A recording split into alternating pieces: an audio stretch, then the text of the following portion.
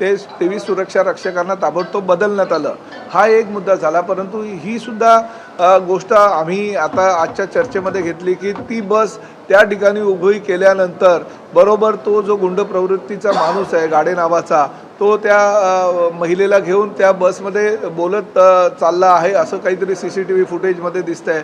आणि तो दरवाजा बसचा उघडतो, याचा अर्थ त्याला कल्पना होती की बसचा दरवाजा उघडा आहे. म्हणजे ही सुद्धा पोलीस तपासामध्ये बाब आमच्या निदर्शनाला येईलच भविष्यामध्ये.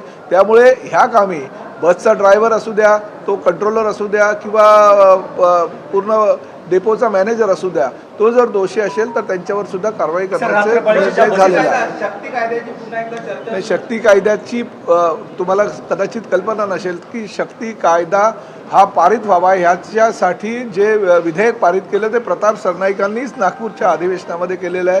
मी स्वतः आमदार म्हणून त्यासाठी पाठपुरावा करतोय आणि भविष्यामध्ये सुद्धा शक्ती कायद्याचं लवकरात लवकर अंमलबजावणी केंद्र शासनाने करावी यासाठी परिवहन खात्याचा मंत्री म्हणून मी पाठपुरावा करतो.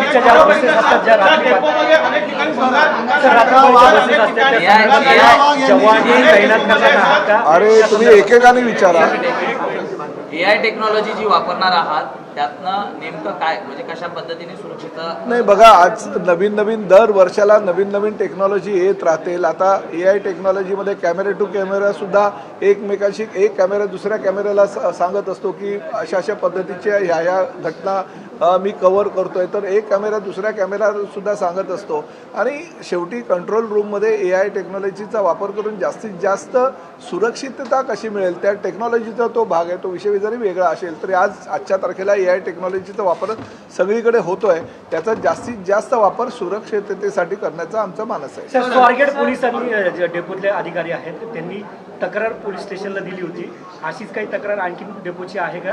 कारण त्या आजच्या ह्या चर्चेमध्ये तो विषय निघालेला नाही. आज फक्त स्वारगेटचा विषय आणि त्याचबरोबर राज्यातील सगळ्या डेपोंमध्ये महिलांच्या सुरक्षिततेविषयी आणि प्रवाशांच्या सुरक्षिततेविषयीचा विषय चर्चेला आला.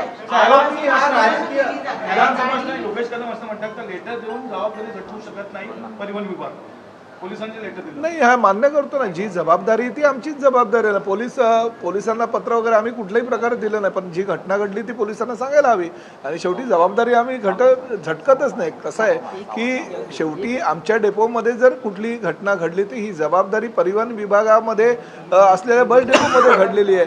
त्यामुळे त्याची वस्तुस्थितीची माहिती आणि पुरावे गोळा करून पोलिसांना देणं हे आमचं कर्तव्य आहे. विधानसभा निवडणुकीत हा जो आरोपी आहे तो एका उमेदवाराचा कार्यकर्ता होता, त्याचे बॅनर देखील लागले आहेत, त्याच्या DPO देखील हो, ते शरद पवारांच्या राष्ट्रवादी काँग्रेसमधला अशोक पवार नावाचा माजी आमदार आहे. त्याच्या फलकावर ते DP मध्ये असं आढळलेलं आहे. त्याचा तपास आम्ही करण्याच्या ऐवजी पोलीस खातं करतील. अनेक ठिकाणी आता भाजपच्या प्रदेशाध्यक्षांनी तुमची भेट घेतली चित्रावाल यांनी, तर रात्रीची गस्ती संदर्भात तुम्ही पोलिसांची मदत घेणार की तुम्ही? 100% पोलिसांची मदत घेणार आणि त्यासाठी आम्ही तर उलट IPS अधिकाऱ्यांची नेमणूक करावी अशी मागणी करतो. जर आमच्या परिवहन विभागामध्ये IPS अधिकाऱ्याची नेमणूक जर झाली तर या सुरक्षिततेच्या दृष्टिकोनातून आणि पोलिसांच्या माध्यमातून सगळी सुरक्षित यंत्रणा कार्यान्वित होईल. स्वारगेटचाच विषय झाला तर स्वारगेटमध्ये याआधीही एजंटांचा सुळसुळाट असेल किंवा उपद्रवी लोकांचा सुळसुळाट असेल, सातत्याने आगार व्यवस्थापकांनी सुद्धा पत्र व्यवहार केलेला आहे.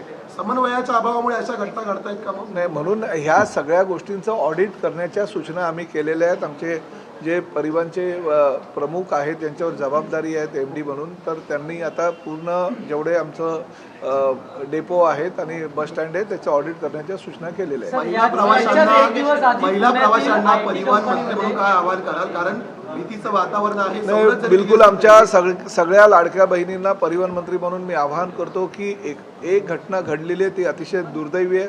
अशी घटना महाराष्ट्रामध्ये डेपोमध्ये काही कुठेही घडता कामा नये. कारण हे युतीचं सरकार आणि युतीच्या सरकारच्या कार्यकाळामध्ये महिलांना जास्तीत जास्त प्राधान्य देण्याचा